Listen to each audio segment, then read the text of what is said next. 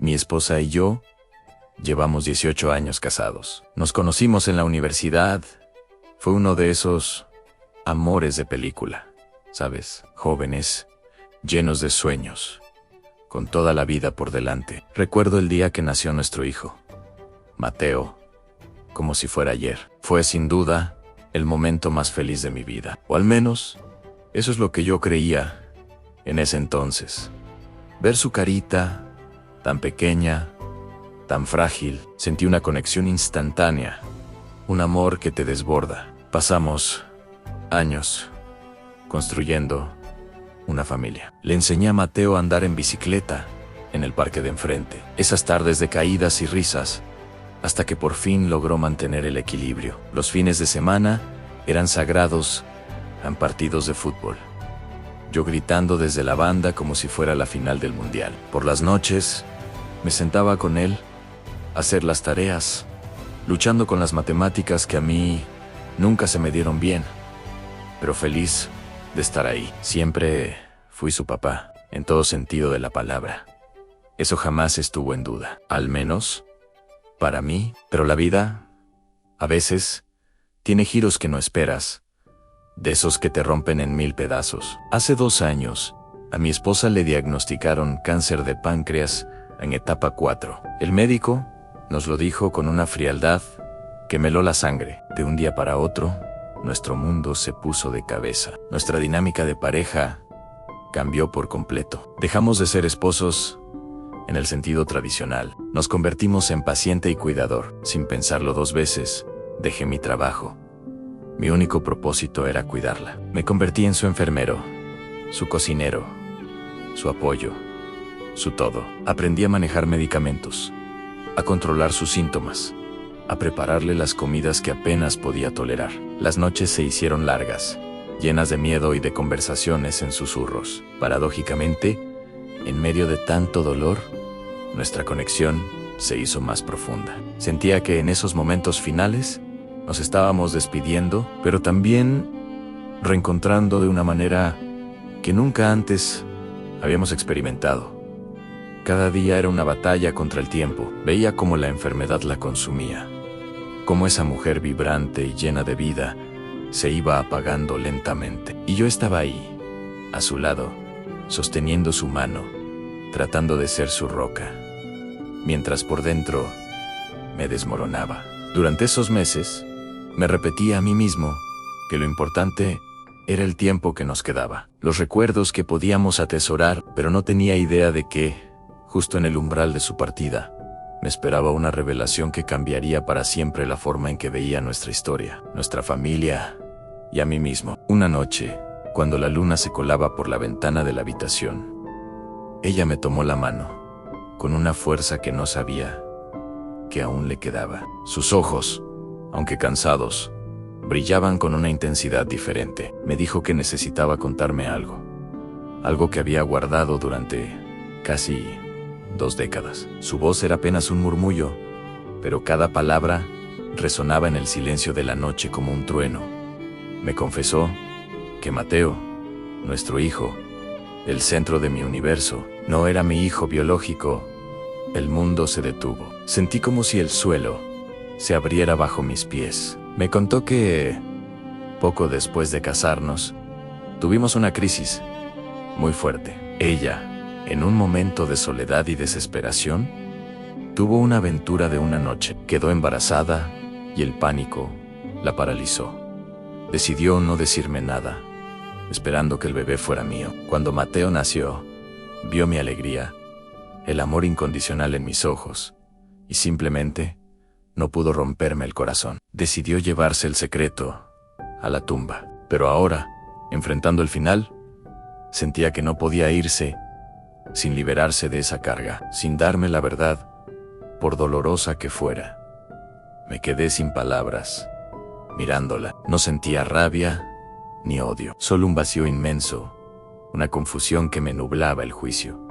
Todas esas memorias, todos esos momentos sagrados, de repente se sentían como una película en la que yo era el único actor que no conocía el guión.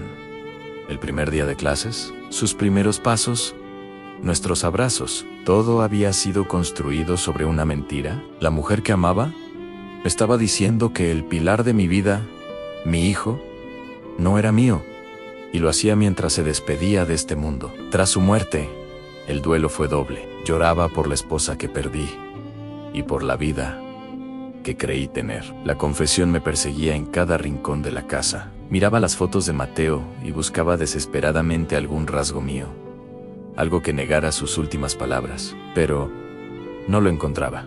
Empecé a verlo de manera diferente, no con menos amor, pero sí con una distancia extraña, como si un velo invisible se hubiera interpuesto entre nosotros. Me sentía perdido, traicionado. Mis amigos y mi familia intentaban consolarme por la pérdida de mi esposa, sin saber que mi dolor era mucho más profundo y complejo. Me decían: Ann, tienes que ser fuerte por Mateo. Él te necesita ahora más que nunca. Y yo solo asentía, con una sonrisa forzada, mientras por dentro gritaba. ¿Cómo podía explicarles que el hijo por el que debía ser fuerte era el recordatorio constante de la mentira que había definido mi vida? Un día, Mateo, que ya era un joven de 17 años, se sentó a mi lado en el sofá. Me vio perdido en mis pensamientos, como tantas otras veces desde que su madre se fue. Con una madurez que me sorprendió, me dijo: Ann, papá, sé que estás sufriendo mucho, pero no estás solo, no estoy aquí contigo. Sus palabras, tan simples y sinceras, me golpearon con la fuerza de una revelación. En ese momento, miré sus ojos, los mismos que había visto por primera vez en el hospital, y comprendí algo fundamental. La sangre no hace al padre. El amor, sí. Recordé cada noche que pasé en vela cuando tenía fiebre, cada partido que celebré, cada consejo que le di. Recordé el orgullo que sentí en sus graduaciones, la preocupación en sus caídas. Yo lo había criado, yo lo había amado incondicionalmente, desde el primer segundo. La biología era solo un dato, un detalle técnico en una historia de amor mucho más grande. Mi esposa me había mentido, sí, y eso dolía. Pero también me había dado el regalo más grande de mi vida, a la oportunidad de ser el padre de Mateo. Decidí que no iba a dejar que una revelación tardía destruyera el vínculo que habíamos construido ladrillo a ladrillo durante 17 años. La verdad, era dolorosa, pero también liberadora. Me permitió redefinir mi paternidad, no en base a la genética, sino en base a los hechos, a los años de dedicación y amor incondicional. Elegí ser su padre cada día, y esa elección era más poderosa que cualquier lazo de sangre. Hoy, nuestra relación es más fuerte que nunca. Aún no le he contado la verdad. Quizás algún día lo haga, o quizás no. Siento que es una carga que me corresponde llevar a mí. Lo que sí sé es que, cuando lo miro, ya no veo la sombra de una mentira. Veo a mi hijo, el chico al que le enseñé a andar en bici, al que animé en sus partidos y al que amo con todo mi ser. Mi esposa, en su último acto, me dio una verdad dolorosa, pero también me recordó que la verdadera familia es la que se elige y se construye cada día. Y yo elegí ser el papá de Mateo, y esa es la única verdad que importa. Gracias por escuchar mi historia. Al final, tomé una decisión. Fui al patio trasero, encendí un pequeño fuego y quemé los resultados de la prueba de ADN en sí. Los quemé sin siquiera mirarlos. Me di cuenta de que no importaba lo que dijeran esos papeles. No podían resumir 15 años de vida en una simple palabra en positivo o negativo. 15 años de llevar a Mateo al dentista, de pasar noches en vela, ayudándolo con problemas de matemáticas que ni yo entendía. 15 años de abrazarlo fuerte cuando se despertaba llorando por una pesadilla. Todo eso, todo ese amor, toda esa vida juntos.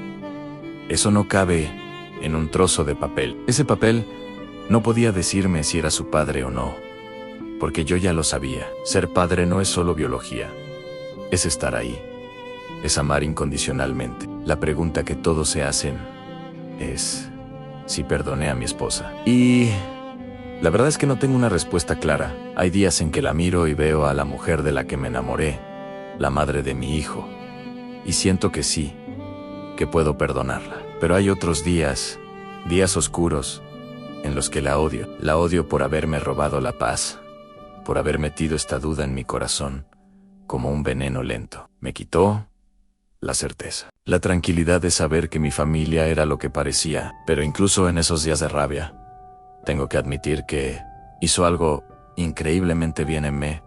Convirtió en padre. Y ese regalo, esa identidad, es algo que nadie, ni ella, ni Javier, ni un examen de ADN, me podrá quitar jamás. Ese es mi título, y lo llevo con orgullo. Sobre Mateo, él no sabe nada. Es un adolescente feliz, preocupado por sus videojuegos, sus amigos y la chica que le gusta. Y por mí, jamás lo sabrá. No pienso cargarle con un peso que no le corresponde. No voy a destrozar su mundo por mi propio dolor o mi propia incertidumbre. Él ve en mí a su papá, y eso es lo único que importa. Soy su ancla, su roca, y así seguirá siendo. Por supuesto, he pensado en el futuro. Si algún día, por alguna razón médica de vida o muerte, necesita saber la verdad sobre su origen biológico, entonces cruzaremos ese puente cuando lleguemos a él, pero solo si es estrictamente necesario para su salud. Mientras tanto, la respuesta es simple y no admite discusión. Soy su papá. Punto final. Y luego está Javier, mi mejor amigo, o mi ex mejor amigo. Me he alejado de él. Simplemente dejé de contestar sus llamadas. Inventé excusas para no verlo. Viajes de trabajo, mucho cansancio, cualquier cosa para evitar confrontarlo. Mateo a veces pregunta por él. Papá, ¿por qué el tío Javi ya no viene a casa a jugar a la consola? Y cada vez que lo pregunta, se me hace un nudo en la garganta. Le digo que su tío está muy ocupado, que ya nos veremos. No sé si algún día podré volver a mirarlo a los ojos, sin que mi mente se llene de imágenes, de sospechas, de lo que pudo haber hecho, o de lo que no hizo para detenerme. Quizás el tiempo sane esa herida, o quizás no. La verdad es que, en este momento, no lo sé. Simplemente no lo sé. Gracias por escuchar mi historia. Si te ha llegado, suscríbete para más contenido. Mi esposa y yo llevamos 18 años casados. Nos conocimos en la universidad. Fue uno de esos amores de película, ¿sabes? Jóvenes, llenos de sueños, con toda la vida por delante. Recuerdo el día que nació nuestro hijo, Mateo, como si fuera ayer. Fue sin duda el momento más feliz de mi vida. O al menos, eso es lo que yo creía en ese entonces. Ver su carita, tan pequeña, tan frágil, sentí una conexión instantánea, un amor que te desborda. Pasamos años construyendo una familia. Le enseñé a Mateo a andar en bicicleta en el parque de enfrente. Esas tardes de caídas y risas, hasta que por fin logró mantener el equilibrio. Los fines de semana eran sagrados en partidos de fútbol, yo gritando desde la banda como si fuera la final del mundial. Por las noches, me sentaba con él a hacer las tareas, luchando con las matemáticas que a mí nunca se me dieron bien, pero feliz de estar ahí. Siempre fui su papá, en todo sentido de la palabra. Eso jamás estuvo en duda, al menos para mí. Pero la vida, a veces, tiene giros que no esperas, de esos que te rompen en 1000 pedazos. Hace 2 años, a mi esposa le diagnosticaron cáncer de páncreas en etapa 4. El médico nos lo dijo con una frialdad que me heló la sangre. De un día para otro, nuestro mundo se puso de cabeza. Nuestra dinámica de pareja cambió por completo. Dejamos de ser esposos en el sentido tradicional. Nos convertimos en paciente y cuidador. Sin pensarlo 2 veces, dejé mi trabajo. Mi único propósito era cuidarla. Me convertí en su enfermero, su cocinero, su apoyo, su todo. Aprendí a manejar medicamentos, a controlar sus síntomas, a prepararle las comidas que apenas podía tolerar. Las noches se hicieron largas, llenas de miedo y de conversaciones en susurros. Paradójicamente, en medio de tanto dolor, nuestra conexión se hizo más profunda. Sentía que en esos momentos finales nos estábamos despidiendo, pero también reencontrando de una manera que nunca antes habíamos experimentado.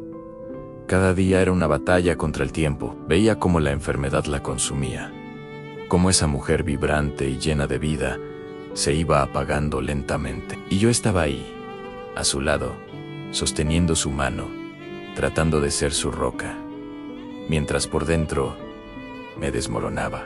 Durante esos meses, me repetía a mí mismo que lo importante era el tiempo que nos quedaba, los recuerdos que podíamos atesorar, pero no tenía idea de que, justo en el umbral de su partida, me esperaba una revelación que cambiaría para siempre la forma en que veía nuestra historia, nuestra familia y a mí mismo. Una noche, cuando la luna se colaba por la ventana de la habitación, ella me tomó la mano, con una fuerza que no sabía que aún le quedaba. Sus ojos, aunque cansados, brillaban con una intensidad diferente. Me dijo que necesitaba contarme algo que había guardado durante casi 2 décadas. Su voz era apenas un murmullo, pero cada palabra resonaba en el silencio de la noche como un trueno.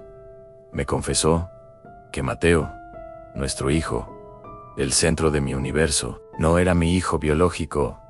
El mundo se detuvo. Sentí como si el suelo se abriera bajo mis pies. Me contó que, poco después de casarnos, tuvimos una crisis muy fuerte. Ella, en un momento de soledad y desesperación, tuvo una aventura de una noche. Quedó embarazada y el pánico la paralizó. Decidió no decirme nada, esperando que el bebé fuera mío. Cuando Mateo nació, vio mi alegría, el amor incondicional en mis ojos, y simplemente no pudo romperme el corazón. Decidió llevarse el secreto a la tumba. Pero ahora, enfrentando el final, sentía que no podía irse sin liberarse de esa carga, sin darme la verdad, por dolorosa que fuera. Me quedé sin palabras, mirándola. No sentía rabia ni odio, solo un vacío inmenso, una confusión que me nublaba el juicio. Todas esas memorias, todos esos momentos sagrados, de repente se sentían como una película en la que yo era el único actor que no conocía el guión. El primer día de clases, sus primeros pasos, nuestros abrazos, todo había sido construido sobre una mentira. La mujer que amaba me estaba diciendo que el pilar de mi vida, mi hijo, no era mío, y lo hacía mientras se despedía de este mundo. Tras su muerte, el duelo fue doble. Lloraba por la esposa que perdí y por la vida que creí tener. La confesión me perseguía en cada rincón de la casa. Miraba las fotos de Mateo y buscaba desesperadamente algún rasgo mío, algo que negara sus últimas palabras, pero no lo encontraba. Empecé a verlo de manera diferente, no con menos amor, pero sí con una distancia extraña, como si un velo invisible se hubiera interpuesto entre nosotros. Me sentía perdido, traicionado. Mis amigos y mi familia intentaban consolarme por la pérdida de mi esposa, sin saber que mi dolor era mucho más profundo y complejo. Me decían: Ann, tienes que ser fuerte por Mateo. Él te necesita ahora más que nunca. Y yo solo asentía, con una sonrisa forzada, mientras por dentro gritaba. ¿Cómo podía explicarles que el hijo por el que debía ser fuerte era el recordatorio constante de la mentira que había definido mi vida? Un día, Mateo, que ya era un joven de 17 años, se sentó a mi lado en el sofá. Me vio perdido en mis pensamientos, como tantas otras veces desde que su madre se fue. Con una madurez que me sorprendió, me dijo: Ann, papá, sé que estás sufriendo mucho, pero no estás solo, no estoy aquí contigo. Sus palabras, tan simples y sinceras, me golpearon con la fuerza de una revelación. En ese momento, miré sus ojos, los mismos que había visto por primera vez en el hospital, y comprendí algo fundamental. La sangre no hace al padre. El amor, sí. Recordé cada noche que pasé en vela cuando tenía fiebre, cada partido que celebré, cada consejo que le di. Recordé el orgullo que sentí en sus graduaciones, la preocupación en sus caídas. Yo lo había criado, yo lo había amado incondicionalmente, desde el primer segundo. La biología era solo un dato, un detalle técnico en una historia de amor mucho más grande. Mi esposa me había mentido, sí, y eso dolía. Pero también me había dado el regalo más grande de mi vida, a la oportunidad de ser el padre de Mateo. Decidí que no iba a dejar que una revelación tardía destruyera el vínculo que habíamos construido ladrillo a ladrillo durante 17 años. La verdad, era dolorosa, pero también liberadora. Me permitió redefinir mi paternidad, no en base a la genética, sino en base a los hechos, a los años de dedicación y amor incondicional. Elegí ser su padre cada día, y esa elección era más poderosa que cualquier lazo de sangre. Hoy, nuestra relación es más fuerte que nunca. Aún no le he contado la verdad. Quizás algún día lo haga, o quizás no. Siento que es una carga que me corresponde llevar a mí. Lo que sí sé es que, cuando lo miro, ya no veo la sombra de una mentira. Veo a mi hijo, el chico al que le enseñé a andar en bici, al que animé en sus partidos y al que amo con todo mi ser. Mi esposa, en su último acto, me dio una verdad dolorosa, pero también me recordó que la verdadera familia es la que se elige y se construye cada día. Y yo elegí ser el papá de Mateo, y esa es la única verdad que importa. Gracias por escuchar mi historia. Todo parecía ir bien, o al menos eso me decía a mí mismo. Nos habíamos acomodado a una rutina. Los tres éramos una familia, a pesar de la sombra que se cernía sobre nosotros. Pero las dudas, como malas hierbas, siempre encuentran una grieta por donde salir. El punto de quiebre, el momento que lo cambió todo, llegó de la forma más inesperada. Hace aproximadamente un mes, Mateo se me acercó. Tenía esa mirada seria que pone cuando algo es realmente importante para él. Me dijo: «Papá, ¿puedo hacerme un tatuaje?». Estaba a punto de cumplir 18, así que la idea no era descabellada. Le pregunté qué quería tatuarse. Me miró fijamente y dijo: «Quiero ponerme la fecha de nacimiento de mamá ni la tuya, papá, porque ustedes dos son todo para mí». En ese instante, sentí como si el suelo se abriera bajo mis pies. Su inocencia, su amor puro y sin condiciones. Fue como una daga directa al corazón. No pude responder, simplemente asentí. Me di la vuelta, caminé hacia el baño y cerré la puerta. Con seguro Anaí, me rompí. Me apoyé contra la puerta y me deslicé hasta el suelo. Lloré como no lo había hecho en años. Quizás nunca. Un llanto silencioso al principio, que se convirtió en sollozos ahogados que me robaban el aire. Lloré por la mentira, por el miedo, por el amor tan grande que sentía, por ese chico que me llamaba papá con tanto orgullo. Lloré porque su amor era lo más real en mi vida, y estaba construido sobre una base que podría ser una farsa. Cuando finalmente salí del baño, con los ojos hinchados y el alma en pedazos, tomé una decisión. No podía seguir viviendo así.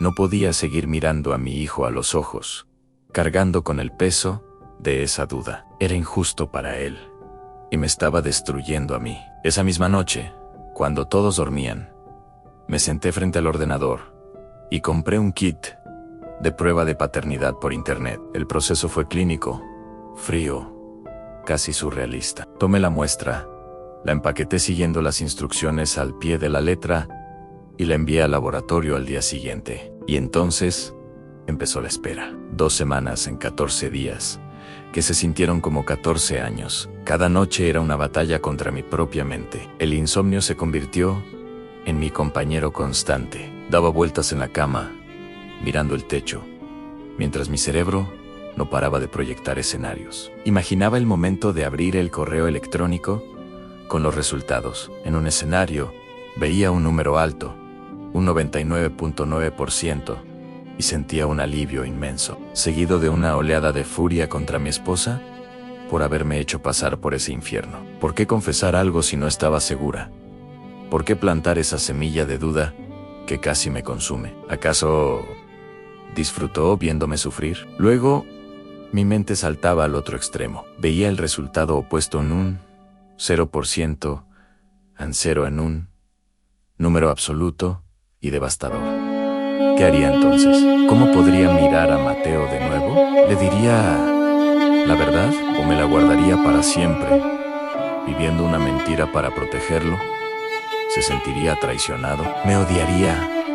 ¿Perdería al único hijo que he conocido? Cada escenario era más doloroso que el anterior. La ansiedad era una presión física en mi pecho, constante, que apenas me dejaba respirar. El día que llegó el correo electrónico, mi corazón se detuvo. El asunto del correo era simple en resultados de su prueba. Me quedé mirando la pantalla durante lo que pareció una eternidad. Mis manos temblaban tanto que apenas podía controlar el ratón. Finalmente, con un suspiro profundo, hice clic. El documento se cargó lentamente. Mis ojos escanearon el texto, buscando el número, la única cosa que importaba. Y ahí estaba, en negrita, 99.9%.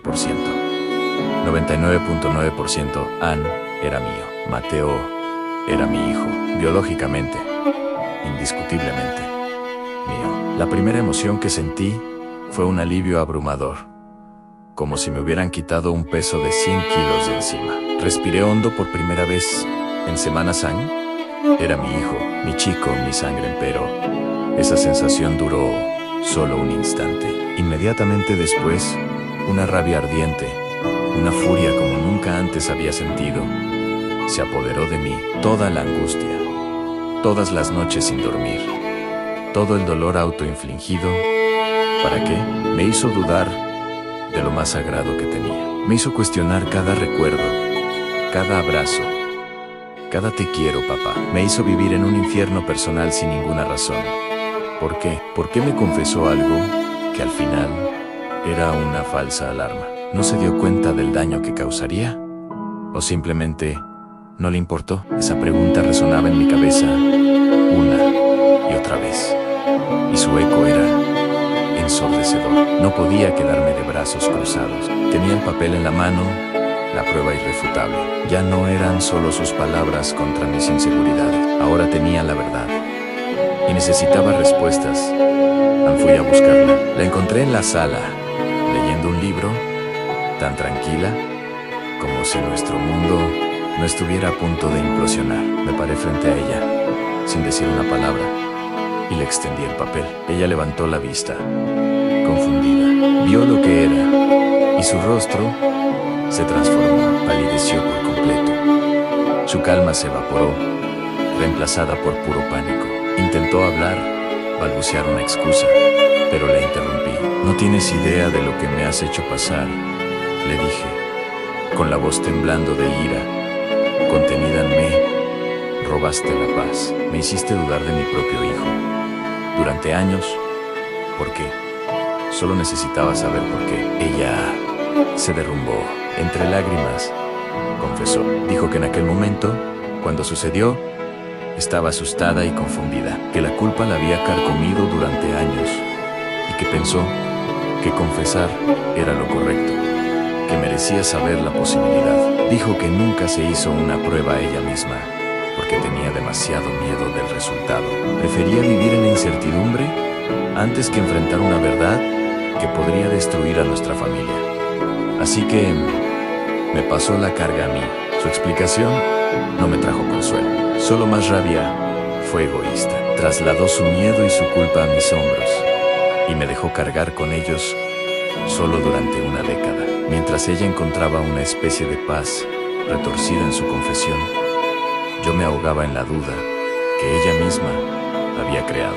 Miré a la mujer con la que había compartido mi vida y me di cuenta de que ya no la reconocía, o tal vez nunca la había conocido de verdad. La confianza, el pilar fundamental de nuestra relación, se había hecho añicos y no estaba seguro de si alguna vez podríamos recoger los pedazos. Ahora estoy aquí, contándoles esto, porque necesito sacarlo.